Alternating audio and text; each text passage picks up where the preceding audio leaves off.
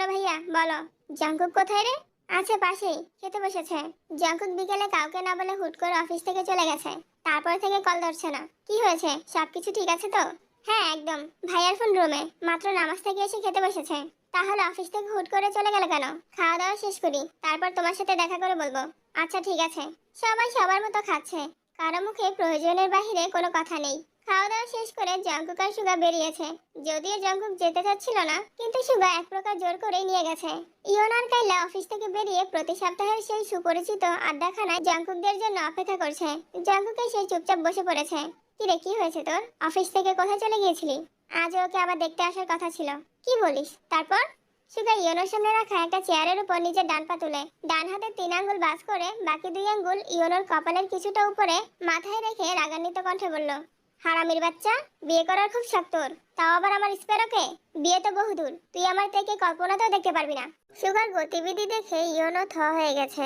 Jungkook চেয়ারে হেলান দিয়ে বসে আছে আর মিটিমিটি হাসছে। ইয়নো কিছু বলতে যাবে তার আগেই সুগা বাসখাই কণ্ঠে আবারও বলে উঠল, don't say anything. I don't want to here anything from your mouth. যদি তোর মুখ থেকে একটাও শব্দ বের হয়, তবে তোর বাপ এখানে এসে শুধু তোর লাশটাই পাবে। ইয়নো নিষ্পলক দৃষ্টিতে সুগার ক্রোধিত চেহারার পানে চেয়ে আছে। সুগার মুখে হাসি উপচে পড়ছে, তবুও নিজেকে শক্ত রাখার চেষ্টা করছে। কাইলা অবাক চোখে সেসব দেখছে। হঠাৎ ইয়নো হাসতে শুরু করলো। সুগার তখনও রাগি লুক করে চেয়ে আছে। তোর নাটক দেখানোর জন্য জোর করে আমায় নিয়ে এসেছিস, তাই না? চিন্তা করিস না, সেরা অভিনেতার পুরস্কারটা এবার তুই পাবি। ওদের হাসি দেখে সুগার নিজের হাসি আটকে রাখতে পারলো না। হাসতে হাসতে ইয়নোর মাথা থেকে হাত সরিয়ে চেয়ার থেকে পা সরিয়ে টিস্যু দিয়ে চেয়ারটা মুছে বসলো। ইস, থামালে কেন আমাকে? পেছনে তাকিয়ে দেখ, মানুষ যেভাবে তোকে দেখছে মনে হচ্ছে পুলিশ আসতে বেশি দেরি হবে না। সুগা পেছনে ফিরে তাকালো। প্রায় 15 থেকে 20 জন লোক দাঁড়ানো, দৃষ্টিতে আতঙ্ক। বিশ্বাস করুন, আমি কিছু করিনি। এই দেখুন, আমার হাতে কিছু নেই। জাগকারিয়ানো হাসতে হাসতে ক্লান্ত হয়ে যাচ্ছে। কোনো সমস্যা নেই, আমরা সবাই ভাই ভাই, এমনিতেই মজা করছিলাম, আপনারা যান। আস্তে আস্তে মানুষ চলে যাচ্ছে। যেতে যেতেও বারবার সুগাকে দেখছে। কয়েকজন এখনো ঠাই দাঁড়িয়ে আছে। সুগা তাদের দেখে বিড়বিড় করে বলল, আমাকে দেখে এত ভয় পাচ্ছে, না জানি ভাইয়াকে দেখলে তাদের কি হতো। জঙ্কুক কি আজ নিজের রূপ দেখিয়ে ফেলেছে? বগুমদের ঘটনায় আমি কত কষ্টে জঙ্কুককে আটকে রেখেছিলাম, তারপরেও পারলাম না, সেই তো গিয়ে অ্যাক্সিডেন্ট করলো। জাঙ্কুক কি এভাবেই হুমকি দিয়েছিল নাকি সুগা? ধুর, এটা তো শুধু ট্রেলার ছিল। ইয়নো আর কাইলা জাঙ্কুকের দিকে তাকালো। আমাকে এভাবে দেখার কি আছে? দেখছি তুই ঠিকঠাক আছিস কিনা। আমার আবার কি হবে? না, তেমন কিছু না। তা এভাবে আর কতদিন জানি না। তোদের জন্য প্রতিনিয়ত আমার সংসারে ঝগড়া হয়। আমরা কি করলাম? তুই কি করিসনি সেটা বল। তেকে তুই ইচ্ছে করে কষ্ট দিচ্ছিস। সেদিন তো বউ আমার রাগে বলছে তেকে তার কোন কাজিনের বউ করে নিয়ে যাবে। ইয়োনো, তোর বউকে সামলে রাখিস। উল্টাপাল্টা কথা বলে তোর বউকে মেরে তোকে বিপত্নি করে ফেলবো। এমন করিস না ভাই, আমার বউ একটাই। তোমাদের তো একটা হলেও আছে, অন্তত বলতে পারো সে আমার। এদিকে আমার যে একটাও নেই, থাকবে কিভাবে? নির্বোধের মতো কোথাকার কোন মেয়ের প্রস্তাবে রাজি হওয়ার সময় মনে ছিল না? খোঁজ খবর না নিয়ে ধুম করে প্রেমে পড়ে গেছে। আসছে আমার প্রেমিক পুরুষ। তখন না হয় আমি নির্বোধ ছিলাম, এখন তো বোধ হয়েছে আমার। আর ঠিকঠাক কাউকে পছন্দও করেছি, তাহলে তাকে কেন পাচ্ছি না? নামাজ পড়িস কয়েক তো, আল্লাহর কাছে কতবার তাকে চাস? মাঝে মাঝে চাই। তাহলে আর কি, মাঝে মাঝেই আসবে। শোন, তুই ফজর থেকে আমার সাথে নামাজে যাবি। কাল থেকে যদি এক ওয়াক্ত নামাজ মিস করিস, তাহলে তোর না হওয়া প্রেমিকার কাছে তোর নামে অপপ্রচার করব। তাছাড়া আমি আমার শ্বশুর আব্বাকে কথা দিয়েছি, সেই কথা তো আমার রাখতেই হবে। প্রয়োজনে তোকে কানে ধরে নিয়ে যাব। বাহ, শ্বশুরকে পটানোর ধান্দা নাকি? সুগা, ওইখানে ঝামেলার সমাধান হয়েছে নাকি বেঁধে রেখে এসেছিস? ভাইয়া গেলে বাধার প্রয়োজন পড়ে না, সবকিছু একদম সমাধান করে এসেছি। ঝামেলা কি বেশি হয়েছিল? তোমরা তো ভাইকে চিনোই। বোনের ব্যাপারে সামান্যতম বিষয়ে যে পরিমাণ ক্ষিপ্ত হয়, সেখানে বোনের বিয়ের বিষয় উঠে গেছে। কি হতে পারে ভাবো? সিচুয়েশন এতটাই খারাপ হয়ে গিয়েছিল যে হয় এসপার নয় ওসপার হয়েই যেত। তখন ছেলের বাবা আসে, মোটামুটি সব নর্মাল করার পর আব্বু কল দেয়। তখন আর কি, ভাইয়া যা যা শিখিয়ে দিয়েছে উনিও তাই তাই বলেছে। আমাদের তো একবার কল দিয়ে জানাতে পারতি। আমি নিজেও জানতাম না, ভাইয়া আমায় ঠিকানা দিয়ে শুধু আসতে বলেছে। সেসব কথা বাদ দে, এখন বল কাজটা শেষ হয়েছে? আমি যতটা সম্ভব চেষ্টা করেছি। তুই রাতের সময় করে একটু দেখে নিস প্লিজ। আচ্ছা। ওরা 4 জন বেশ কিছুক্ষণ আড্ডা দিয়েছে। তবে আজ বেশিরভাগ আলোচনা হয়েছে ইয়নোর বিবাহিত জীবন নিয়ে। ঘন্টাখানেক পর জাঙ্কুকরা বাসার উদ্দেশ্যে চলে গেছে। নামজন নিজের কাজ শেষ করে বাসায় ফিরে সুবিনকে ডেকেছে। ওনারা এসেছিল? না ভাইজান, আসেনি কেন সঠিক জানি না, তবে সেরা নাকি অন্য মেয়েরা পছন্দ করে। তাহলে আর কি, আপাতত ছেলে দেখা বন্ধ করে কাজে মনোযোগ দে, সামনে ঈদ আসতে চললো। এইবার ঈদে আমি কিছু করতে পারতাম না, যা করার জঙ্কুক আর সুগা করব। ওরা কি পারবে? ফরতুনাকে রে বড় হয়েছে, দায়িত্ব নিতে হইব না? আচ্ছা বলে দেখিস, কিন্তু আপাতত ছেলে দেখা বন্ধ রাখ। ঠিক আছে রাখলাম বন্ধ, কিন্তু বালা ফুলা ফাইলে অবশ্যই বাসায় লইয়ামু। আগে দেখ ভালো ছেলে পাস কিনা। তুমি কি আমার লোক ঠাট্টা করতেছো ভাইজান? ঠাট্টা করবো না তো কি করব? এই বলিস ছেলে ভালো, পরিবার ভালো, অথচ ছেলে বাসা পর্যন্ত আসেই না। আমি কিভাবে বুঝবো ভালো নাকি খারাপ? ঠিক আছে, এরপরের থেকে আমি গিয়া ফুলারে বাসায় লইয়াম। আচ্ছা, আসলে আমাকে খবর দিস। এদিকে তে জাঙ্কুকের জন্য অপেক্ষা করছে। হঠাৎ বাইকের শব্দ শুনতেই বেলকুনিতে ছুটলো। সুগার পেছনে জাঙ্কুক বসা। জাঙ্কুককে দেখে তের মুখে হাসি ফুটলো। জাঙ্কুক রুমে গিয়ে ফ্রেশ হয়েই বিছানায় ল্যাপটপ নিয়ে বসেছে। প্রায় 15-20 মিনিট পর তে আসে। ভেতরে না ঢুকে দরজায় হেলান দিয়ে দাঁড়িয়ে জাঙ্কুককে দেখছে। জাঙ্কুক পূর্ণ মনোযোগ দিয়ে কাজ করছে। হঠাৎ নিজের ফোন নিতে হাত বাড়াতেই তেকে নজরে পড়লো। তে চোখে মুখে প্রশান্তির হাসি। আবেশিত দৃষ্টিতে জাঙ্কুককে দেখছে। কি ব্যাপার ম্যাম, বাহিরে দাঁড়িয়ে আছেন কেন? রুমে আসার জন্য কি আপনাকে আলাদাভাবে আমন্ত্রণ জানাতে হবে? আজকের ছেলেটা কেমন ছিল? আপনি কেমন আশা করেছিলেন? রাজপুত্রের মতো। রুমে আসুন ম্যাম। না, আপনি কাজ করুন। রাত অনেক হয়েছে, ঘুমাতে যান। ঘুম আসছে না। কেন? হবু জামাইটাকে খুব মিস করছি। কি বললি? তাই সশব্দে হেসে এক দৌড়ে নিজের রুমে চলে গেছে। জাঙ্কুক এগিয়ে গিয়ে রুমের দরজায় কিছুক্ষণ দাঁড়িয়ে রইল। তের করা ছোট ছোট দুষ্টামিগুলো জাঙ্কুকের বরাবরই খুবই প্রিয়। জাঙ্কুক রুমে এসে আবারও কাজে মনোযোগ দিল। ঘন্টাখানেক পর তের নাম্বার থেকে একটা মেসেজ আসে। মিস ইউ, অনেকটা নিচে লেখা হবু জামাই। জাঙ্কুক মেসেজটা দেখে আবারও হাসলো। ঘড়িতে তখন 12টার উপরে বাজে। জাঙ্কুক রিপ্লাই দিল, ঘুম না আসলে ছাদে চলুন, তেনাদের সাথে আড্ডা দিয়ে আসি।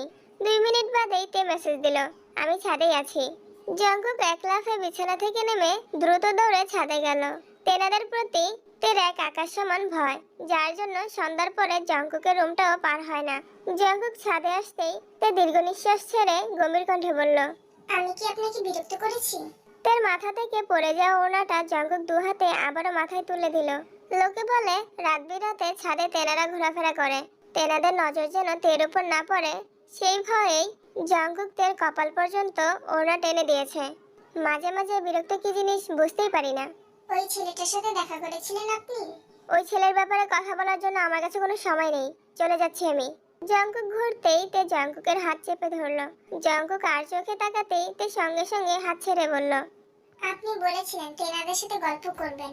জাঙ্কুক মনে মনে বলল, আমার যে আপনার সাথে কথা বলতে ইচ্ছে করছিল, তেনারা তো বাহানা মাত্র। তে আর জাঙ্কুক মুখোমুখি দুইটা সিঙ্গেল সোফায় বসা, কারো মুখে কোনো কথা নেই। তে নীরবে বসে নিজের হৃদয়ের প্রবল দুঃখপুকানি সহ্য করছে। ক্ষণে ক্ষণে জাঙ্কুকের দিকে তাকাচ্ছে, কথা বলতে গিয়ে বারবার কথা আটকে যাচ্ছে। জঙ্কুক ভাই, হুম। আব্বু এমন করছে কেন? জানি না। আপনি এভাবে আর কতদিন আমাকে বাঁচাবেন? জানি না। আপনি কি কিছুই জানেন না? তোর কাছে একটা জিনিস চাইবো, দিবি? কি চান? সাহস। আপনি আমার কাছে সাহস চাইছেন? হ্যাঁ, চাইছি। কেন? নিজের করা ভুল প্রতিনিয়ত তাড়া করে আমায়, জানি না কখন কি হবে। যদি পারিস একটু সাহায্য করিস। তে জাঙ্কুকের হাত ধরে জিজ্ঞাসা করলো, কিসের ভুল? কি করেছেন আপনি? কিসের জন্য সাহায্য চাইছেন? জঙ্কুক ভাই বলুন না আপনার কি হয়েছে? তার স্পর্শ পেয়ে জাঙ্কুকের ভেতরের কান্না কিছুটা প্রকাশিত হলো। জাঙ্কুকের কান্না দেখে তার ইয়নোর গায়ে হলুদের রাতের কথা মনে পড়ে গেছে। আপনি কাঁদছেন কেন? কি হয়েছে বলুন না আমায়, প্লিজ বলুন। জাঙ্কুক হঠাৎই তের হাতটা শক্ত করে ধরে বলল, আই এম সরি তে, আই এম রিয়েলি সরি। জাঙ্কুকের হাতে থাকা তের হাতটা থরথর করে কাঁপছে। ক্ষণিকের ব্যবধানে তের চোখ ভিজে এসেছে। জাঙ্কুক ভাই সরি বলছে, কিন্তু কেন? চোখের সামনে ঘটা সবকিছু অবিশ্বাস্য মনে হচ্ছে। তে ভয়ার্থ গলায় জানতে চাইল, কি হয়েছে আপনার? জাঙ্কুকের লাগামহীন ক্রন্দনের সমাপ্তির রেশমাত্র নেই। জঙ্কুক ভাই আপনি কাঁদছেন কেন? অপ্রসন্নতায় ঘেরা জনপদে আমি না চাইতেও বিশালকরণীয় কবলে পড়ে গেছি। পুঁথিগত শব্দে তোকে বোঝাতে আজ আমি অক্ষম। প্রয়োজনে সমস্ত বিপর্যয় নীরবতায় সয়ে যাব, তবুও ব্যর্থতা সইতে পারবো না। আপনাকে ব্যর্থতা সইতে হবে না। আমি সবসময় দোয়া করি যেন আপনি সবকিছুতে সফল হতে পারেন। আমার বিশ্বাস আপনি সফল হবেন ইনশাআল্লাহ। এবার অন্তত থামুন প্লিজ। তবে যে কাউকে অনেক বেশি সহিংস হতে হবে। কারো সহিংসতায় যদি আপনার সাফল্য অর্জিত হয়, তবে সে অনেক সহিংস হবে। অনেক রাত হয়েছে, ঘুমাতে যান এখন। আর আপনি? একটু পর যাব। তে নিজের ওড়নার এক পাশ টেনে আলতোভাবে জঙ্কুকের চোখ মুখ মুছে দিচ্ছে।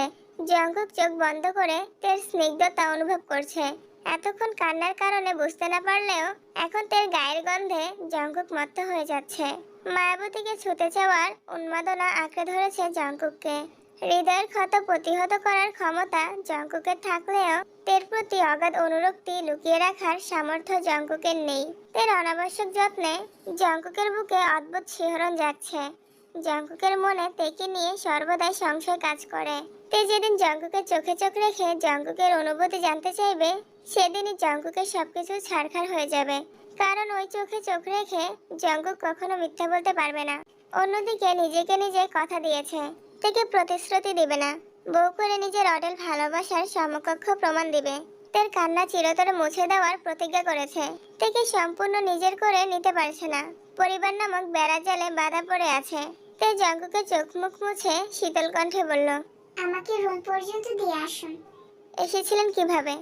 যেভাবেই আসি না কেন তাতে আপনার কি? এখন আমাকে দিয়ে আসবেন। ওই যে দেখুন, দরজায় দাঁড়িয়ে আছে তেনারা। আমাকে দেখে কেমন করে হাসছে। তের আজগুবি কথা শুনে জঙ্কুক না হেসে থাকতে পারলো না, জোরে শব্দ করে হাসতে শুরু করলো। তে জঙ্কুকের হাস্যোজ্জ্বল চেহারায় অপলক দৃষ্টিতে তাকিয়ে মনে মনে বলল, আপনি যতবার নিরাশ হবেন, আমি ঠিক ততবার আপনার মনে আশার আলো জ্বালাবো। আমি তো আপনার পাশে ছায়া হয়ে থাকবো। আপনার হৃদয়ের অনুভূতির সমাপ্তির পূর্বেই নবরূপে সৃজন করবো তৃপ্তির নিকেতন। জঙ্কুক বসা থেকে দাঁড়িয়ে মোলায়েম কণ্ঠে বলল, চলুন ম্যাম। জঙ্কুক হাঁটছে, তেও জঙ্কুকের পিছু পিছু হাঁটছে। কিছুটা আলোকিত ছাদ পেরিয়ে দরজার কাছে আসতেই তে চোখে অন্ধকার দেখছে। হঠাৎ মনে পড়ে গেল, সত্যি সত্যি যদি তেনারা এখানে থাকে। তে ভয়ে জঙ্কুকের শার্ট খামছে ধরেছে। তের অধীরতা বুঝতে পেরে জঙ্কুক তের কাঁধে আলতোভাবে হাত রাখে। হঠাৎ তে চিৎকার দিয়ে ওঠে, মেরো না, মেরো না, ও ভূত পেতনা গো, আমাকে মেরো না। জঙ্কুক তড়িৎ বেগে তের মুখ চেপে ধরে শক্ত কণ্ঠে বলল, আরে পাগল, আমি ধরেছি, তেনারা ধরেনি। আপনি এভাবে ধরেছেন কেন? আমি ভয় পেয়ে গেছি, বলে ধরবেন তো। আপনাকে ছুতে গেলে অনুমতি নিতে হবে। অন্ধকারে ভয় লাগে। জঙ্কুক কিছুটা সরে গিয়ে শক্ত কণ্ঠে বলল, তোর কাছে ফোন আছে না? ফ্ল্যাশ জ্বালা। প্রয়োজন নেই। কেন? আপনি আছেন তো। জঙ্কুক নিঃশব্দে হেসে সিঁড়ি দিয়ে নামছে। তের রুমের সামনে আসতেই তে শান্ত স্বরে বলল, আপনি কিন্তু এখন আর ছাদে যাবেন না। কেন? আপনি রুমে না থাকলে আমার ভয় লাগে। আমার রুমে আমি থাকার সাথে আপনার ভয় পাওয়া বা না পাওয়ার কি সম্পর্ক? মনকে সান্ত্বনা দেওয়ার জন্য পাশের রুমে মানুষ থাকা আবশ্যক। আপনার রুম ফাঁকা থাকলে তেনারা আমাকে ভয় দেখানোর সুযোগ পেয়ে যাবে। এত বছর যে আমার রুম ফাঁকা ছিল, তখন মনকে কিভাবে সান্ত্বনা দিতেন? আপনি এত কথা বলেন কেন? ছাদে যেতে বারণ করেছি মানে যাবেন না। সরাসরি নিষেধাজ্ঞা দিলেই তো হয়, মিথ্যা অজুহাত দেখানোর কি দরকার? ঘুমান আপনি, আমিও ঘুমাতে যাচ্ছি। সময় চলছে নিজস্ব গতিতে। আরও একটা ঈদ কেটে গেছে। সুবিনের কথা মতো এবার সব দায়িত্ব জঙ্কুক আর সুগা একাই সামলিয়েছে। গত ঈদে তে শুধু জঙ্কুক আর সুগাকে পাঞ্জাবি দিলেও এই ঈদে সবার জন্য পাঞ্জাবি ডিজাইন করেছে। আর পাঞ্জাবিগুলো সুবিন নিজে গিয়ে পছন্দ করে নিয়ে এসেছিল। তের পরীক্ষার জন্য আপাতত বিয়ের ব্যাপারে সুবিন কোনো কথাবার্তা বলছে না। তাই জঙ্কুক আর সুগা দুজনেই বেশ নিশ্চিন্ত। বাসার সবাই নিজেদের মতো বেশ শান্তিতে আছে। জঙ্কুকের সাথে তের সম্পর্ক আগে থেকে বেশ ভালো হয়েছে। দুজনের মধ্যে ছোটখাটো খুনসুটি সর্বক্ষণ লেগেই থাকে। একে অপরকে ভালোবাসে, দুজন দুজনের ভালোবাসা উপলব্ধি করতে পারে। তবুও মুখ ফুটে কেউ কাউকে ভালোবাসি বলতে পারে না। জঙ্কুক যেমন নিজের গণ্ডিতে বাঁধা, তেমনি তেও নিজের গণ্ডিতে বন্দী হয়ে আছে। বোগামের ঘটনার পর পর মনে মনে প্রতিজ্ঞা করেছিল, যতদিন পর্যন্ত জঙ্কুকের প্রণয়ের প্রমাণ পাবে না, ততদিন পর্যন্ত তে জঙ্কুককে কিছুই বলবে না। বোগামদের সাথেও তের সম্পর্ক কিছুটা উন্নত হয়েছে। সুগা নিজের কাজে ব্যস্ত হয়ে গেছে, তবে সময় পেলে জঙ্কুকের গাড়ি নিয়ে ভাই বোনদের সঙ্গে করে ঘোরাঘুরি করে। ফুপ্পিদের বাসার সাথেও যোগাযোগ ভালো হয়েছে। 15 দিন কিংবা মাসে একবার হলেও যাতায়াত হয়। অনেকদিন যাবৎ বন্ধুদের সাথে দেখা হচ্ছে না, তাই সুগা বিকেলের দিকে বন্ধুদের সাথে দেখা করতে এসেছে। একসঙ্গে ঘোরাঘুরি করে আড্ডা দিচ্ছিল আর চা খাচ্ছিল। সুগা চায়ে চুমুক দিয়ে রাস্তার দিকে তাকাতেই দেখলো জিমিন কিছু জিনিসপত্র নিয়ে একা একা হনহন করে যাচ্ছে। তোরা বস, আমি আসছি। কোথায় যাচ্ছিস? প্রেম করতে। জিমিন। আসসালামু আলাইকুম। ওয়ালাইকুম আসসালাম। পরীক্ষা কেমন হলো? আলহামদুলিল্লাহ ভালো। কোথায় গিয়েছিলে?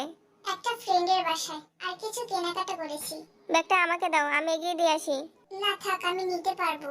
বিশ্বাস রাখতে পারো, তোমার ব্যাগ নিয়ে পালাবো না আমি। আমি কি একবারও বলেছি আপনি পালাবেন? তাহলে ব্যাগটা দাও।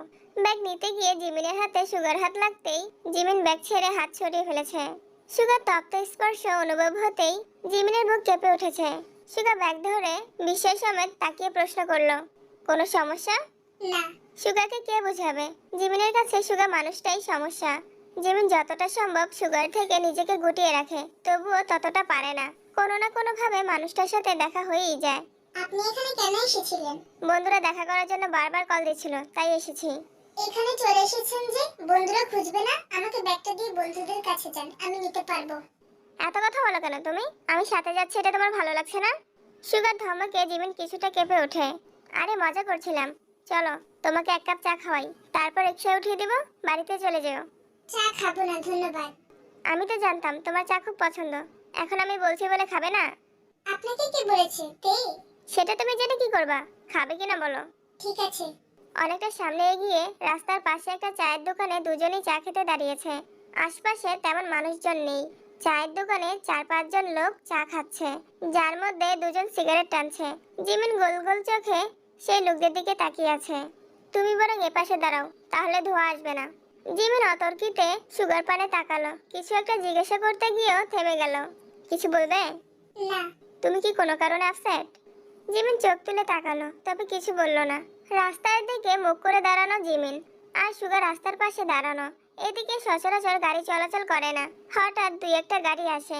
জিমিনের সঙ্গে সরাসরি চোখাচোখি হতেই সুগা জিমিনের মায়াবী চোখের গহীনে ডুবে গেছে। আশপাশ ভুলে জিমিনকে দেখছে। আচমকা জিমিন এগিয়ে এসে সুগার পেট বরাবর শার্ট আঁকড়ে ধরে শক্ত করে টান দিতেই সুগা বেসামাল হয়ে জিমিনের সঙ্গে ধাক্কা খেলো। সুগার ঘোর কাটতেই খেয়াল করলো একটা পিকআপ নিয়ন্ত্রণহীন হয়ে সুগার পাশ কেটে স্পিডে চলে গেছে। সুগার সঙ্গে সঙ্গে আশেপাশে দেখলো। এদিকে জিমিনের দু হাত এখনো সুগার পেটে। কয়েক মুহূর্তে সুগা স্বাভাবিক হলো। জিমিনের স্পর্শ অনুভব করা মাত্রই সুগার সারা শরীর ঝাঁকুনি দিয়ে উঠেছে। নিজেকে সামনে সুগার সঙ্গে সঙ্গে সরে দাঁড়িয়েছে। আপনাকে এতবার ডাকলাম, কথা কানে যায়নি? সুগা জিমিনের ক্রোধিত চোখ মুখ দেখে মৃদু হাসলো। সুগার মস্তিষ্ক এখনো জিমিনের স্পর্শের অনুভবে মেতে আছে। কি হয়েছে বা কি হতে যাচ্ছিল এসবে সুগার বিশেষ মনোযোগ নেই। সুগার ঠোঁটে হাসি দেখে জিমিনের মেজাজ আরো বেশি খারাপ হলো। আপনি হাসছেন? এখন যদি গাড়িটা আপনার উপর দিয়ে যেত, তখন কি হতো? জানি না। রাস্তাঘাটে এভাবেই চলাফেরা করেন? কিভাবে চলাফেরা করি? আপনার কিছু একটা হয়ে গেলে বাসার সবার কি হতো, একবারও ভেবেছেন? কি আর হতো? আমি এখনই দেখে কল দিয়ে সব বলে দিব। প্লিজ বনুকে কিছু বলো না। আপনি কতটা কেয়ারলেস সেটা তো ওর জানা দরকার। আমি এখনই কল দিচ্ছি। জিমিন থেকে কল দেওয়ার জন্য নাম্বার বের করতে লাগলো। সুগা জিমিনের হাত থেকে ফোন নিয়ে নিজের পকেটে রেখে গম্ভীর কণ্ঠে বলল, আর যাই করো সমস্যা নেই, কিন্তু বনুকে আজকের ঘটনা বলো না প্লিজ। কেন? সুগা মনে মনে বিড়বিড় করলো, ভাইয়া যদি জানতে পারে আমার জন্য বনু কান্না করেছে, তাহলে সবার রাগ আমার একার উপরে ঝাড়বে। বাবারে বাবা, আমি এসবে নেই। বনুকে বললে বাসার সবাই জেনে যাবে। বনু কান্নাকাটি করে নাজেহাল অবস্থা করে ফেলবে। বাসার মানুষের বকাও খেতে হবে। তেকে খুব ভালোবাসেন তাই না? হ্যাঁ, খুব ভালোবাসি। বনুর বেস্ট ফ্রেন্ডকেও খুব ভালোবাসি। তেও আপনাকে অনেক ভালোবাসে। ওর জন্য আর বাসার সবার জন্য হলে একটু সাবধানে চলাফেরা করবেন।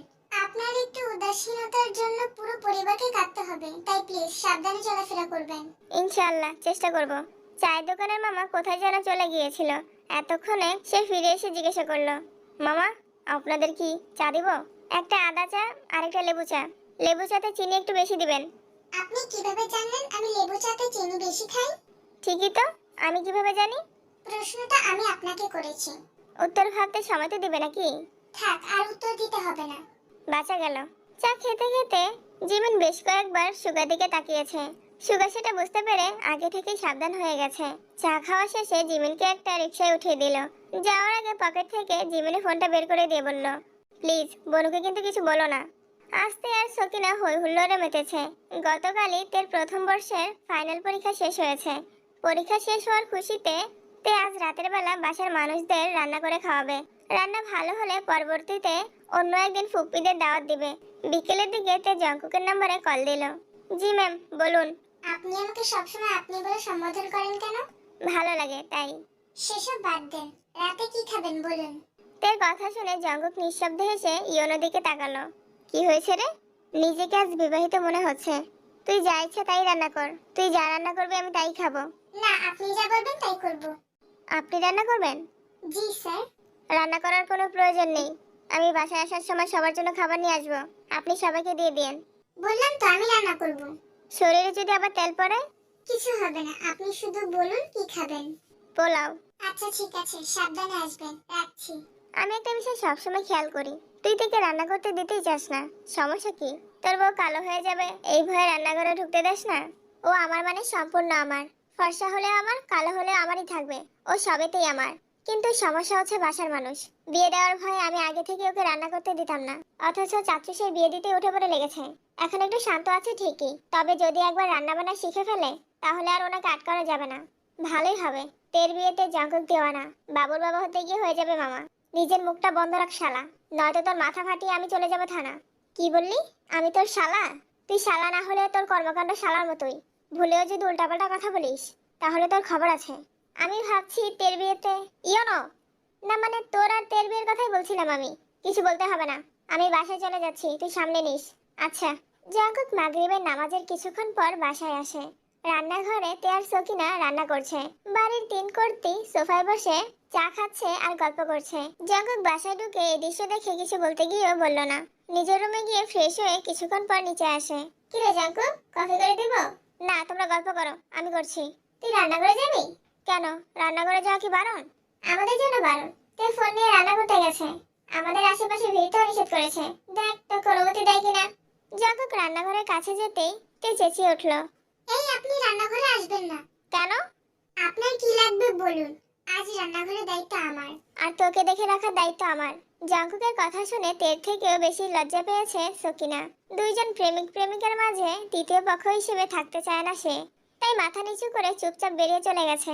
জঙ্কুক গ্যাসে গরম পানি বসিয়ে তের রান্নাগুলো চেক করছে। পোলাও ডিম্বুনা ছাড়াও আরো 2 থেকে 3 আইটেম অলরেডি করে ফেলেছে। রান্নাঘরের একপাশে রান্নার ভিডিও চলছে। জঙ্কুক সবগুলো একটু একটু করে টেস্ট করছে আদৌ কি খাওয়ার যোগ্য হয়েছে কিনা তা বোঝার জন্য। তেকে রান্না করতে দিতে চায় না ঠিকই, কিন্তু রান্না করার পর সেই রান্নাকে মুখে তুলতে না পারলে এটাও জঙ্কুকের জন্য অপমানজনক বিষয়। সবগুলো চেক করে জঙ্কুক টুকটাক বলে দিচ্ছে। পরিশেষে পোলাও মুখে দিয়ে জঙ্কুক খাওয়া হয়ে গেছে। তেও আহম্মকের মতো জঙ্কুককে দেখছে। লবণ দেসনি? না। কেন, রেসিপিতে লবণ দেয়নি তারা? দিয়েছিল। তাহলে তুই দেসনি কেন? ভাতে কি লবণ দেয়? তের কথা শুনে জঙ্কুক বেকুব বনে গেল। এমন সময় সুবিনার নাম জুন বাসায় আসে। জঙ্কুক তাড়াতাড়ি কফি করে রান্নাঘর থেকে বেরিয়ে এসে জিনকে ইশারায় রান্নাঘরে যেতে বলল। ঘন্টাখানেক পর সবাই খাবার টেবিলে বসেছে। তেয়াজ নিজের হাতে সবাইকে খেতে দিচ্ছে। জিন দাঁড়িয়ে দাঁড়িয়ে বলে দিচ্ছে কোনটাতে লবণ কম হয়েছে আর কোনটাতে বেশি। জঙ্কুক আর সুগা মিটিমিটি হাসছে। এত আশা আসি না কইরা পারলে নিজেরা একলা আইটেম গিয়ে রাইন্দা লই আইও, দেখি কেমন হয়। আপনি যে অবস্থায় বোনকে বিয়ে দেওয়ার কথা ভাবেন তার জন্য হাসছি। এমন বাড়ির মধ্যেই বিয়া দিমু আমার মাইয়া যেখানে কিনা রাধুনি নয় রাজরানী হইয়া থাকবো। সুগা মাথা নিচু করে মনে মনে বলল, আর সেটাই খানবাড়ি। এখানে আমার বোন রাজরানী হয়ে থাকবে, অথচ আপনি বুঝতে পারছেন না। রাত 10টার পরে তে আবার রান্না করতে গেছে। এবার আর কোনো রেসিপি চেষ্টা করেনি। সবার জন্য নুডলস রান্না করে কিছুটা জঙ্কুকের জন্য নিয়ে আসে। আসবো? কি হয়েছে? আমার রান্না ভালো হয়নি, হয়তো আপনার পেট ভরেনি, তাই নুডলস নিয়ে এসেছি। বিষ নিয়ে তো জেনে প্রতিনিয়ত আমরা কত কি খাচ্ছি, সেখানে আপনার লবণ কম মশলা বেশি, খাবার আর এমন কি? আমি কিছুই ঠিক মতো পারি না। আপনাকে আগেও বলেছি, আজ আবারও বলছি, রান্নার বিষয় নিয়ে ভুলে মন খারাপ করবেন না। পৃথিবীতে কেউ পারফেক্ট হয় না। মেনে নেওয়া আর মানিয়ে নেওয়ার মধ্য দিয়ে সারা জীবন কাটাতে হয়। আপনার জন্য 2টা শার্ট রেখেছিলাম, দেওয়া হয়নি। পুরাতন শার্ট নেবেন নাকি নতুন কিনে দেব? জঙ্কুক 2টা শার্ট বের করে তের দিকে এগিয়ে দিল। একটা সাদা আর একটা কফি কালার।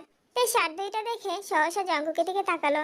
জঙ্কুকের পরনেও শুভ্র রঙের একটা শার্ট। তে মনে মনে সাহস অর্জন করে হঠাৎ বলে ফেলল, পুরোনোটাই নিব, কিন্তু আমি এই সাদা শার্ট নিব না, আমি আপনার পরনেরটা নিব। আচ্ছা, ওই 2টা আপাতত নিয়ে যান, কালকে এটা ধুয়ে তারপর দিয়ে আসবেন। শার্ট আমি ধুতে পারবো, দিলে এখনই দেন, নয়তো লাগবে না। জাঙ্কুক সঙ্গে সঙ্গে শার্ট খুলে একটা টি শার্ট পরে সাদা শার্টটা তেকে দিয়ে দিল। তে তিনটে শার্ট নিয়ে রুমে এসেই দরজা বন্ধ করে জাঙ্কুকের পরনে সাদা শার্টটা তে জামার উপর দিয়েই পরে নিয়েছে। শার্ট লম্বায় হাঁটুর কিছুটা উপর পর্যন্ত পৌঁছেছে, তবে সেসবে তের মনোযোগ নেই। তে চোখ বন্ধ করে আপন মনে জাঙ্কুকের গায়ের গন্ধ উপলব্ধি করছে। কল্পনাতে জাঙ্কুককে নিয়ে সপ্তাহাদি পেরিয়ে যাচ্ছে। অজানা অনুভূতি তের মনকে আষ্টে পৃষ্ঠে জড়িয়ে নিয়েছে। তে পুরো ঘরে ছুটোছুটি করে ড্রেসিং টেবিলের সামনে গিয়ে দাঁড়ালো। লজ্জায় তের নাক মুখ লাল হয়ে যাচ্ছে। প্রায় 20 মিনিট পর তে বিছানায় শুয়ে দু চোখ বন্ধ করে দীর্ঘ নিঃশ্বাস ছাড়লো। দেখতে দেখতে মাসখানেক কেটে গেছে। জঙ্কুকের ব্যস্ততা দ্বিগুণ বেড়েছে। সকালে নাস্তা করে বাসা থেকে বের হয়। ফিরতে ফিরতে রাত প্রায় 10টা থেকে 11টা বেজে যায়। তে প্রায় প্রতি রাতেই ব্যালকনিতে দাঁড়িয়ে জঙ্কুকের জন্য অপেক্ষা করে। প্রিয় মানুষটার জন্য অপেক্ষা করতে কখনো ক্লান্ত হয় না মেয়েটা। আজ শুক্রবার। তে ঘুম থেকে উঠে ফ্রেশ হয়ে আপন মনে নিচে নামছিল। আচমকা সুগার রুমের ভেতর থেকে আসা পড়ার শব্দে তে দেরি না করে সুগার রুমের দরজা ঠেলে ভেতরে দেখলো। তেকে দেখে সুগা পড়া থামিয়ে জিজ্ঞাসা করলো, কিছু বলবি? তুমি পড়তে বসেছো? হ্যাঁ, সামনে পরীক্ষা। বাসায় মেয়ে সংঘটিত ঘটনার পর থেকে বাবা ছেলে সম্পর্কে যেমন ফাটল ধরেছে, তেমনই ফাটল ধরেছে পড়াশোনার সাথেও। রাজনীতিতে জড়ানোর পর পড়াশোনাটা কেবল সার্টিফিকেটের জন্য চালিয়ে গেছে। পরীক্ষা ব্যতীত কখনো কলেজের গন্ডিয়ে পার হয় না। এত বছর পর সুগাকে পড়তে বসতে দেখে তের বিস্ময় যেন কমছেই না। তে নিচে এসে একে একে সবাইকে সুগার পড়ার কথা বলে রুমে এসেই দেখে জিমিন কল দিচ্ছে। জানিস কি হয়েছে? কি হয়েছে? ভাইয়া পড়তে বসেছে। এমন ভাবে বলেছিলি, আমি তো মনে করেছিলাম কাউকে মার্ডার করে ফেলেছে। অবশ্য বলা যায় না, করতেও পারে। সরি, আমি ভাইয়ার ব্যাপারে তোকে কিছু বলবো না ভেবেছিলাম, তারপরেও মুখ ফসকে বের হয়ে গেছে। কিছু মনে করিস না প্লিজ। অনেক রাগ দেখানো হয়েছে, থাক বেবি, আর রাগ করতে হবে না। আর আমিও সরি, আসলে এভাবে তোর কলিজার টুকরার ভাইকে নিয়ে কথা বলাটা উচিত হয়নি। বাদ দে এসব কথা, এখন তুই বল কেন কল দিয়েছিলি? শুনলাম বগমের নাকি পা ভেঙে গেছে। তুই কি বলতে চাচ্ছিস? আমার ভাই ওর পা ভেঙে ফেলছে? আমি এ কথা কেন বলবো? বুঝলাম ভাইকে খুব ভালোবাসিস, তাই বলে আমার কথা শেষ করার আগেই চিৎকার দিয়ে উঠবি? ঠিক আছে বল, ফুটবল খেলতে গিয়ে কিভাবে যেন পা ভেঙে গেছে, এখন হাসপাতালে ভর্তি আছে, সবাই দেখতে যেতে চাচ্ছে। তুই তাদের নাম্বার ব্লক করে রেখেছিস, তাই আমাকে বারবার কল দিচ্ছে। তুই কি যাবি? আজ শুক্রবার, আব্বু বড় আব্বু সবাই বাসায়, দেখি যেতে দেয় কিনা। আচ্ছা, আমাকে জানাস। ঠিক আছে। তে নিচে এসে সুবিনকে বলল, আব্বু, আমার একটা ফ্রেন্ড পায়ে ব্যথা পেয়েছে, সবাই দেখতে যাবে, আমিও যাই। ঠিক আছে, সুগারে কেউ লইয়া যাইতো। ভাইয়া পড়ছে। কি, তোমার ভাই পড়তাছে? হ্যাঁ, অনেকক্ষণ ধরে পড়ছে। হঠাৎ পড়তে বউনের কারণ কি? জানি না, ভাইয়াকে ডাকবো? না থাক, পড়তে যেহেতু বসে ফুরুক। তুমি বরং জাঙ্কুককে বলে লইয়া যাইতো। না, আমি একাই যেতে পারবো। জঙ্কুক ভাই যদি জানতে পারে আমি বগনকে দেখতে যেতে চাচ্ছি, তাহলে তো তেলে বেগুনে জ্বলে উঠবে। একা যেমন লাগতো না, জাঙ্কুককে লইয়া যাও। জঙ্কুক ভাই ঘুমাচ্ছে। এত বেলা হয়ে গেছে গে, এখনো ঘুমাইতেছে? জাঙ্কুকের ঘুম ভাঙ্গাইয়া তোমার লইয়া যাইতো কও, আর নাহলে আমি তোমার লইয়া যাবো, জাঙ্কুক রাজি না হইলে। তে বিড়বিড় করতে করতে জাঙ্কুকের রুমের সামনে এসে দাঁড়ালো। বুক ফুলিয়ে শ্বাস টেনে ফোঁস করে শ্বাস ছেড়ে ভেতরে ঢুকলো। জাঙ্কুকের মায়াময় ঘুমন্ত চেহারায় কিছুক্ষণ তাকিয়ে থেকে আস্তে করে ডাকলো, জঙ্কুক ভাই। হুম। জঙ্কুক ভাই। জাঙ্কুক ঘুম ঘুম চোখে তাকিয়ে তেকে দেখে মুচকি হাসলো। জাঙ্কুকের সদ্য ভাঙা স্বপ্নটা আবারও চোখের সামনে ভেসে উঠেছে। তার মায়াবী আদলে তাকিয়ে মোলায়েম কণ্ঠে বলল, জি ম্যাম, বলুন। আব্বু বলেছে আমাকে নিয়ে একটু বাইরে যেতে। চাচু বলেছে? জি। কোথায়? বগন পায়ে ব্যথা পেয়েছে, দেখতে যাব। পায়ে ব্যথা কিভাবে পেয়েছে? ফুটবল খেলতে গিয়ে। আপনি যাবেন কিনা সেটা বলুন। যাবো না কেন, চাচু বলেছে, যেতে তো হবেই। জাঙ্কুক রেডি হয়ে নিচে নামতেই সুবিন বলল, যাওয়ার সময় ফলমূল কিনে লয়ে যাইও, আর নাস্তা করে এরপরে বাইরেও। আচ্ছা। তে রেডি হয়ে নামতে নামতে জাঙ্কুক অল্প নাস্তা করে নিয়েছে। এরপর রাস্তা থেকে ফল আর কিছু খাবার নিয়ে বোগামকে দেখতে গেল। জাঙ্কুককে দেখেই বোগাম শোয়া থেকে উঠতে নিলে জাঙ্কুক তাকে থামিয়ে দিয়ে বলল, এত চাপ নিও না, শুয়ে থাকো। জাঙ্কুক বোগামের সাথে স্বাভাবিক ভঙ্গিতে কথা বলছে। তামিমও তাদের সঙ্গ দিচ্ছে, কিন্তু তের বিষয়টা একদম ভালো লাগছে না। তে এখন পর্যন্ত জঙ্কুককে যতটা চিনেছে, জঙ্কুক মোটেই এরকম নয়। বোগমদের সাথে জঙ্কুকের কথোপকথন শুনে মনেই হচ্ছে না যে দুদিন আগে তাদের ভেতর এত বিদ্বেষ ছিল। তে জিমিনের হাতে চিমটি কেটে বিড়বিড় করে বলল, জঙ্কুক ভাই বগনদের প্রতি এত উদার কেন হলো বলতো? রাস্তায় এক ছেলে আমার হাত ধরেছিল বলে যা তা অবস্থা করেছিল, আর এখন এত বড় ঘটনার পরও উনি এত স্বাভাবিক কেন? জঙ্কুক ভাইয়া কি আমার নাকি তোর, আমি কিভাবে জানবো? জঙ্কুক কিছুক্ষণ কথা বলে বেরিয়ে গেছে।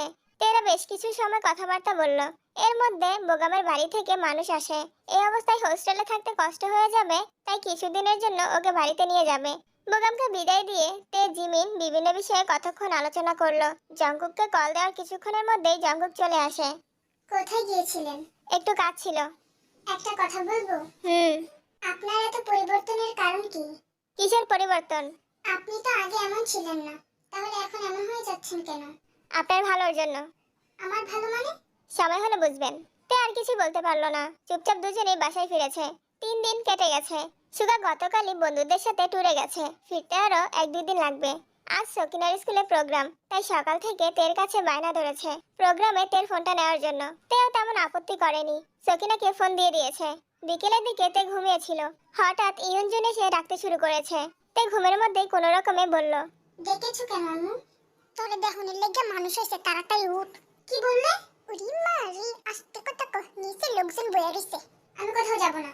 তে আশেপাশে ফোন খুঁজতে নিলে হঠাৎই মনে পড়ে সকিনা তার ফোনটা নিয়ে গেছে। হুট করে ঘটা ঘটনাগুলো তের মস্তিষ্ক অকেজো করে তুলেছে। কি করবে তার দিশাপিশা পাচ্ছে না। আজ বাসায় সুগা সকিনা কেউ নেই, কে বাঁচাবে তেকে? কিভাবে যাবে পাত্রপক্ষের সামনে? জঙ্কুক ব্যতীত কাউকে পাত্র হিসেবে দেখতে চায় না তে।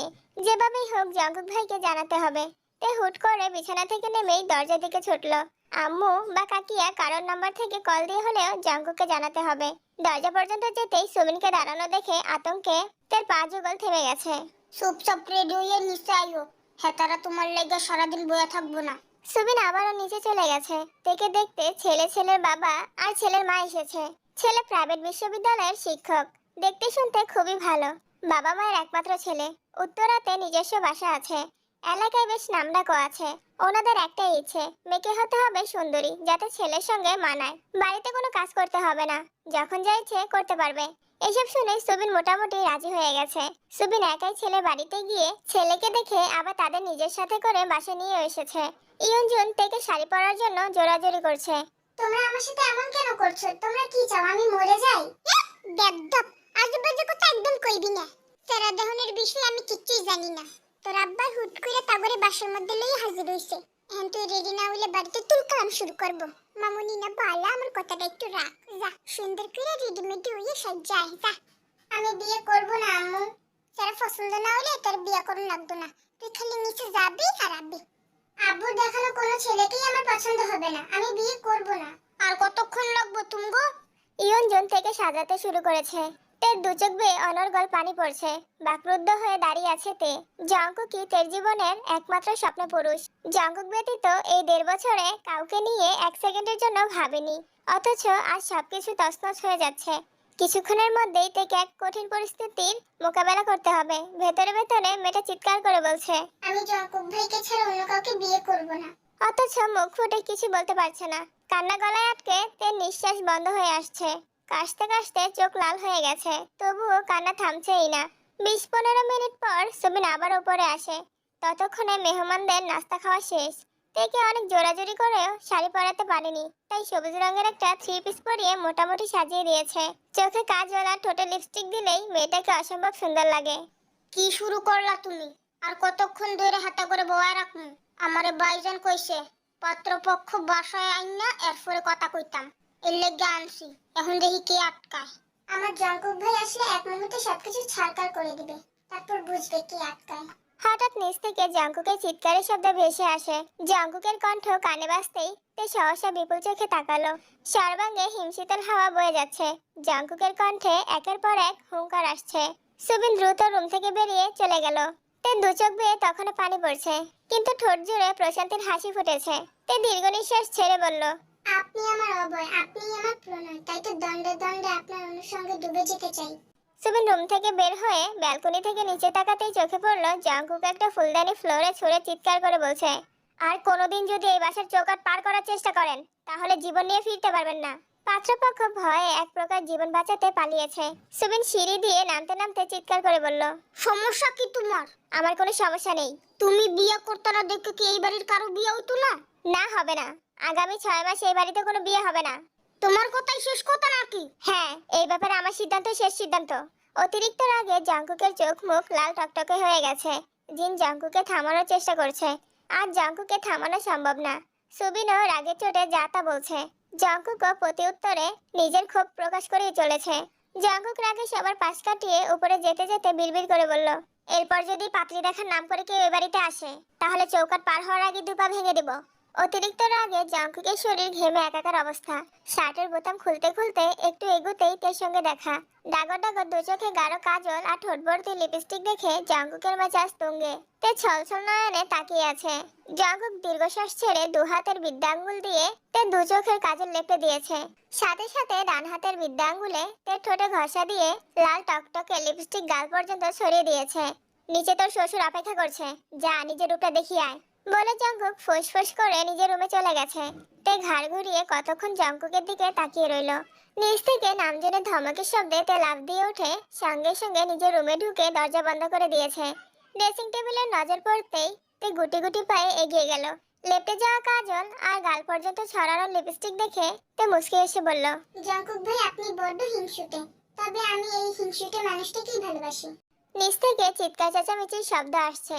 তে ভয়ে গুটিসুটি মেরে বিছানার এক কর্নারে বসে আছে। দুই একবার উঠে দরজা পর্যন্ত গিয়েও ফিরে এসেছে। জঙ্কুকের প্রতি তের অগাধ বিশ্বাস, জঙ্কুক একাই সবকিছু সামলে নিতে পারবে। কিন্তু আজ তা আর হলো না। দুই ভাইয়ের পীড়নে জঙ্কুক আটকে গেছে। তোমাদের জন্য কি এলাকায় মান সম্মান নিয়ে বাঁচতে পারবো না? মান সম্মান যাওয়ার মতো কাজ না করলেই হয়। আমরা কি করব আর কি করব না সেটা কি তোমাদেরকে বলে করতে হবে? শুধু হাতে পায়েই বড় হয়েছো, কিন্তু মানুষের সাথে কেমন আচরণ করতে হবে সেটা শিখোনি। এই মানুষগুলো যখন বাহিরে আমার উপর আঙুল তুলবে তখন আমি কি জবাব দিব? আমার ছেলে হয়ে তোমার এই আচরণ কিভাবে হতে পারে? তোমরা প্রতিনিয়ত প্রমাণ করছো তোমরা কারো ভরসার যোগ্য না। তোমাদের উপর ভরসা করলে একদিনেই তোমরা আমার সাম্রাজ্য ধ্বংস করে ফেলবে। আব্বু প্লিজ মাথা ঠান্ডা করুন, আপনি অসুস্থ। আমার অসুস্থতা নিয়ে তুমি যে কতটা ভাবো সেটা তোমার আচরণই বুঝিয়ে দিয়েছে। ঠিক আছে, আমি যেহেতু আপনার সাম্রাজ্যের একমাত্র সমস্যা, সেই সাম্রাজ্য আর কলঙ্কিত না করি। জঙ্কুক দীর্ঘ কদম ফেলে বাসা থেকে বেরিয়ে যাচ্ছে। এটা ভদ্রলোকের বাড়ি, এই বাড়িতে কোনো গুন্ডা বদমাশের জায়গা নেই। জঙ্কুক কথাটা শুনেও ফিরে তাকায়নি। জঙ্কুক বেরিয়ে গেলেও দুই ভাই এখনো থামতে পারছে না। বুকের ভেতরের ক্রোধ থেমে থাকার নয়। কোনো ব্যক্তি নামজনের যতই প্রিয় হোক না কেন, খানবাড়ির মানসম্মানে আঘাত করলে নামজন তাকে কখনোই ছেড়ে দেয় না। হোক সেটা জঙ্কুক কিংবা 28 বছর পূর্বে জঙ্কুকের ফুপ্পি। প্রিয়র চেয়ে প্রিয় মানুষকেও ক্ষণিকের ব্যবধানে অপ্রিয় করে তুলতে সক্ষম। ঘন্টা খানেকের মধ্যে খানবাড়ির পরিবেশ নিস্তব্ধ হয়ে গেছে। যে যার রুমে চলে গেছে। ছেলেটাকে এভাবে কথা বলা আপনার ঠিক হয়নি। আপনি ভাববেন না যে আমি আপনাকে জ্ঞান দিচ্ছি। জঙ্কুক সুগা দুজনেই তেকে অনেক বেশি আদর করে, তাই তের বিয়ের ব্যাপারটা ওরা কিছুতেই মানতে পারছে না। এদিকে তের আব্বু একের পর এক ছেলে দেখেই যাচ্ছে, ওদের কি দোষ? ছেলেকে কল দিয়ে বাসায় আসতে বলো। জিন সঙ্গে সঙ্গে নিজের ফোন থেকে জঙ্কুকের নম্বরে কল দিল, কিন্তু জঙ্কুকের ফোন বন্ধ। টানা 2-3 বার কল দেওয়ার পরও বন্ধ পেয়ে জিন ভয়ে সিটিয়ে পড়েছে। ততক্ষণে নামজন ঘুমিয়ে পড়েছে। জিন রুম থেকে বেরিয়ে দ্রুত ইয়ঞ্জনকে ডাকলো। কি হইছে ববি? ভাইজানের কিছু হইছে নাকি? না, জঙ্কুকের ফোন বন্ধ, কল দিয়ে পাচ্ছি না। রাগ করে বাইরেছে, তাই হয়তো ফোন বন্ধ। কিছুক্ষণের মধ্যেই খুলে লাইব। ইয়ঞ্জন বেশ কিছুক্ষণ বুঝিয়েছে, কিন্তু জিনের আতঙ্ক কমছেই না। সুগাকে কল দিয়ে বলেছে। সুগাও ওখান থেকেই পরিচিত সবার সাথে যোগাযোগ করেছে, কিন্তু জঙ্কুকের সাথে কারো কথা হয়নি। ইয়নোকে কল দেওয়ায় ইয়নো বলল, জঙ্কুক যাওয়ার সময় আমাকে বলেছে প্রয়োজনে আজ আব্বু আর চাচুকে সবকিছু বলে দিব, তবু এত প্যারা নিতে পারবো না। সুগা বাসার ঘটনা যা জানে সবটাই ইয়নোকে জানিয়েছে। সব জায়গায় খোঁজ খবরও নিতে বলেছে। এত ঘটনার মাঝে তের কোনো হদিশ নেই। জিহাব সন্ধ্যার দিকে অফিস থেকে ফেরার পথে সকিনাকে প্রোগ্রাম থেকে নিয়ে এসেছে। বাসায় এসে এসব ঘটনা শুনে জিহাব স্তব্ধ হয়ে গেছে। সকিনার সঙ্গে সঙ্গে ছুটল তের রুমের দিকে। তের রুমের দরজা বন্ধ। অনেকক্ষণ ডাকার পর তে ঘুম থেকে উঠে দরজা খুলে দিয়েছে। তের চোখ আর ঠোঁট এখন আগের মতোই আছে। তোমার এই অবস্থা কেন? এমনি। তুমি হাসছো? ভাইয়া যে রাগ করে বাসা থেকে বেরিয়ে গেছে তা কি তুমি জানো? এমনকি ভাইয়ের ফোনও নাকি বন্ধ। কি? তে তাড়াতাড়ি জঙ্কুকের নম্বরে ডায়াল করলো। সত্যি সত্যি নাম্বার বন্ধ। ইন্টারনেটের সব জায়গা থেকে মেসেজ দিয়েছে, কিন্তু জঙ্কুক কোথাও নেই। তে চোখ মুখ মুহূর্তেই অন্ধকারচ্ছন্ন হয়ে গেছে। বুকের ভেতর আতঙ্ক বাসা বেঁধেছে।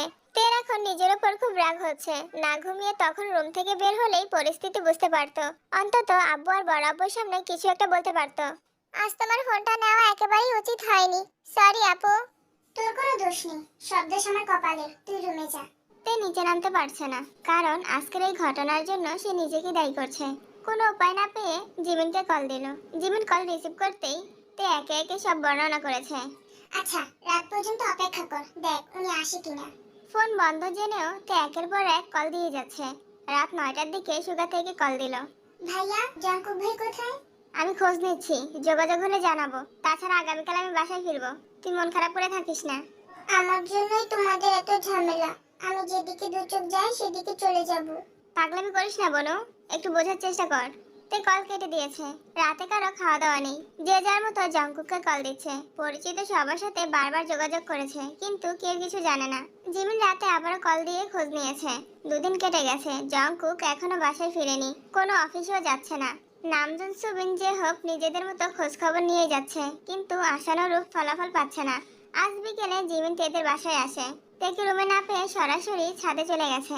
তে চোখ বন্ধ করে সোফায় হেলান দিয়ে বসেছিল।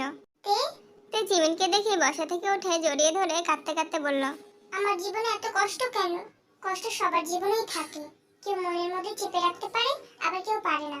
মন খারাপ করিস না, দোয়া করি জঙ্কুক ভাইয়া যেন তাড়াতাড়ি ফিরে আসে। তেকে বেশ কিছুক্ষণ বোঝানোর পর তে শান্ত হয়েছে। একদিক থেকে তুই খুব ভাগ্যবতী। কোন দিকে? এই যে জঙ্কুক ভাইয়ের প্রেয়সী হিসেবে। দুনিয়া উল্টে যাক আর যাই হোক, তোর বিপদে উনি ঠিকই তোকে বাঁচিয়ে নেন। এমন মানুষ পাওয়া ভাগ্যের বিষয়। সেই ভাগ্যটাকেই তো কোনোভাবে ধরে রাখতে পারছি না, আর নিজেকে শক্তও রাখতে পারছি না। তুই কিভাবে এত শক্ত থাকিস? শক্ত থাকি না, তবে শক্ত থাকার চেষ্টা করি। কিভাবে? তুই একদিন বলেছিলি মানুষ নিরন্তর সুখে নীড় খুঁজে, কষ্ট আড়াল করে প্রতিনিয়ত স্বভাবসিদ্ধ হাসে। সত্যি বলতে এটাই বাস্তবতা। জীবনে চলার পথে প্রতিটা মানুষই মানসিক শান্তি খোঁজে, যেখানে সে সর্বোচ্চ ভালো থাকতে পারবে। কিন্তু সেই সুখের স্থান সবার ভাগ্যে জুটে না, তখন বাধ্য হয়ে ভালো থাকার অভিনয় করতে হয়। তোর আবার কি হয়েছে যে তোকে অভিনয় করতে হয়? তেমন কিছু না, বাদ দে। আমি বাদ দেবো না, তোকে আজ বলতেই হবে। আমি প্রায়ই খেয়াল করি তুই মাঝে মাঝে মনমরা হয়ে থাকিস, জিজ্ঞেস করলে ইগনোর করিস। আজকে তোকে বলতেই হবে। জানি কথাগুলো শুনলে তো কষ্ট লাগবে, কারণ আমি তোর সেরা বান্ধবী হয়েও তোর কাছে এত বড় সত্যি কথাটা লুকিয়েছি। কি হয়েছে তোর? আমাদের এসএসসি পরীক্ষার পর অনেকদিন তোর সাথে আমার যোগাযোগ ছিল না। তখন হাতে ফোনও ছিল না। ওই সময় মামা বাড়িতে বেড়াতে গিয়েছিলাম। ওখানে এক মামাতো ভাইয়ের সাথে মোটামুটি ভালো মিল হয়েছিল। ভাইয়া তখন রাবিতে পড়তো, ছুটিতে বাড়ি এসেছিল। আর যেহেতু ভাইয়াদের বাসাতে বেড়াতে গিয়েছিলাম, সেই সুবাদে দুষ্টুমি ফাইজলামি করতাম। একদিন আম্মু মামা মামি কথা বলছিল, মাঝখানে আমাদের দুজনের কথা উঠে, আর মোটামুটি বিয়ের আলোচনা শুরু হয়ে যায়। আমি ফাইজলামি করলেও সেটা ভাই হিসেবে করতাম, কিন্তু আম্মুদের আলোচনায় তা সম্পূর্ণ বদলে গেছে। ভাইয়ের সাথে আমার ওইরকম কিছু নেই, এটা আম্মুকে বলার পর আম্মু বলেছে এই বিষয়ে আলোচনা আরো 1 বছর আগে নাকি হয়েছিল, যেটা এতদিনে প্রকাশ পেয়েছে। মূল কথা, তারা দেখতে চেয়েছিল আমার আর ভাইয়ের বন্ডিংটা কেমন হয়। এসব জানার পর আমি আরো বেশি হতাশ হয়ে গিয়েছিলাম। বাধ্য হয়ে সুযোগে ভাইয়াকে সবকিছু খুলে বলি। ভাইয়া সাহায্য করার বদলে আমার প্রপোজ করে বসায়। তখন রাগ করে মামার বাড়ি থেকে চলে আসি। এরপর থেকে ভাইয়া মাঝে মাঝে আম্মুর নাম্বারে কল দিত। যেহেতু প্রাথমিকভাবে বিয়ের আলোচনা হয়েই ছিল, তাই আম্মু ভাইয়ের সাথে আমাকে কথা বলতে দিত। আমি না চাইতেও ওনার সাথে কথা বলতাম। ধীরে ধীরে আমিও মানসিকভাবে সেই মানুষটার সাথে জড়াতে শুরু করি। আমার যেহেতু আলাদা ফোন ছিল না, ওইভাবে কথাও হতো না। একদিন আমি আপুর ফোন থেকে ফেসবুকে ওনার আইডি চেক করি, যা দেখে আমি রীতিমতো টাসকি খেয়েছিলাম। ওনার আইডিতে একের পর এক মেয়ের ছবি। ওনার বন্ধু তালিকায় ছেলে নেই বললেই চলে, তার মধ্যে একজনের সাথে বেশ কিছু ছবি পোস্ট করা, যার সবগুলোতে রোমান্টিক ক্যাপশন। আমি সেসব সহ্য করতে না পেরে ওনাকে কল দিয়ে রাগারাগি করি। এক পর্যায়ে উনি স্বীকার করে যে ওই মেয়েটা তার গার্লফ্রেন্ড, শুধুমাত্র পরিবারের মানুষের সামনে ভালো সাজার জন্য আমাকে বিয়ে করতে রাজি হয়েছে। তাছাড়া উনি আমার চেয়ে ভালো কাউকে ডিজার্ভ করে, আরো কত কি। সেদিনের পর একটা কথা মাথায় ঢুকেছে, জীবনে বহুরূপী মানুষের চেয়ে একজন অতি সাধারণ মানুষও ঢের ভালো। মানুষটা নিষ্ঠুর কিংবা পাষাণ হোক, তবুও একান্ত আমার হোক।